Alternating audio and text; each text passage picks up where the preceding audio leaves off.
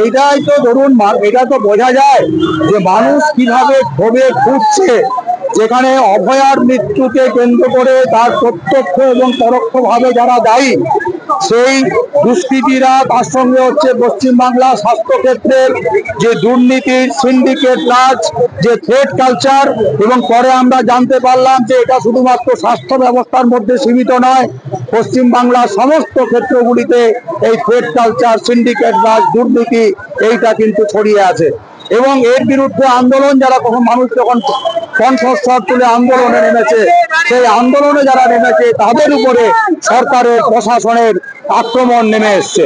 আমরা দেখলাম যে সেই আন্দোলনে বিভিন্ন প্রকরণকে ব্যবহার করে জুনিয়র ডাক্তাররা যখন লাগাতার অনশনের যখন ডাক দিয়েছেন, এই অনশন যে শুধুমাত্র কলকাতায় হচ্ছে তা নয়, কলকাতার পরে নর্থ বেঙ্গল মেডিকেল কলেজে শুরু হয়েছিল এবং পশ্চিমবাংলার প্রতিটি মেডিকেল কলেজে এখন হচ্ছে যে এই আন্দোলন অনশন অবস্থান চলছে।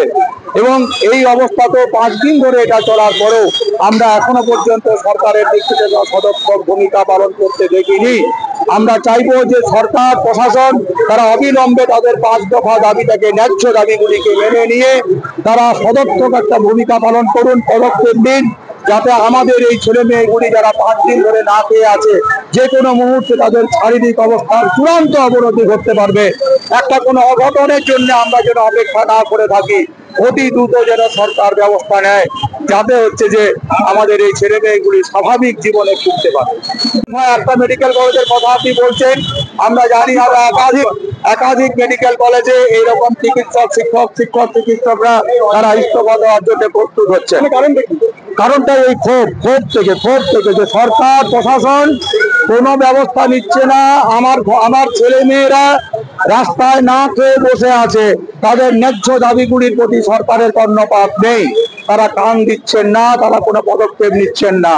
আমরা সরকারের দৃষ্টি আকর্ষণ করতে চাই, এটা শুধুমাত্র সরকারি মেডিকেল কলেজগুলি না, আমার কাছে যতটুকু খবর আছে এর সঙ্গে যারা হচ্ছে যে প্রাইভেট প্র্যাকটিশনার, প্রাইভেট হাসপাতাল, সেখানেও যে সমস্ত চিকিৎসকরা আছেন, স্বাস্থ্যকর্মীরা আছেন, তারাও প্রায় অনুরূপ একটা সিদ্ধান্ত নিতে যাচ্ছেন, যাতে হচ্ছে যে আমাদের সরকারের কাছে সরকারের দৃষ্টি আকর্ষণ করা যায় যে আপনি অবিলম্বে ব্যবস্থা নিন, আমাদের ছেলে মেয়েগুলির কোনো অঘটন যেন না ঘটে, তার আগে উপযুক্ত পদক্ষেপ নিন, তাদের ন্যায্য দাবিগুলিকে পূর্ণ করুন।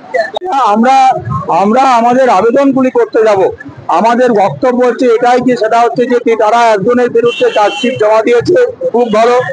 এখন আমাদের এটাই বলার যে আমরা দেখেছি যে এই যে অভয়ার মৃত্যু শুধুমাত্র একটা কোনো দুষ্কৃতিকারী নয়, এর পিছনে প্রত্যক্ষ এবং পরোক্ষভাবে আরো অনেক মানুষ জড়িয়েছিলেন, যারা হচ্ছে দুর্নীতি চক্রের পান্ডা, যারা হচ্ছে যে একটা লুম্পেন রাজ তৈরি করেছিলেন, যারা হচ্ছে ট্রেড সিন্ডিকেটের পান্ডা।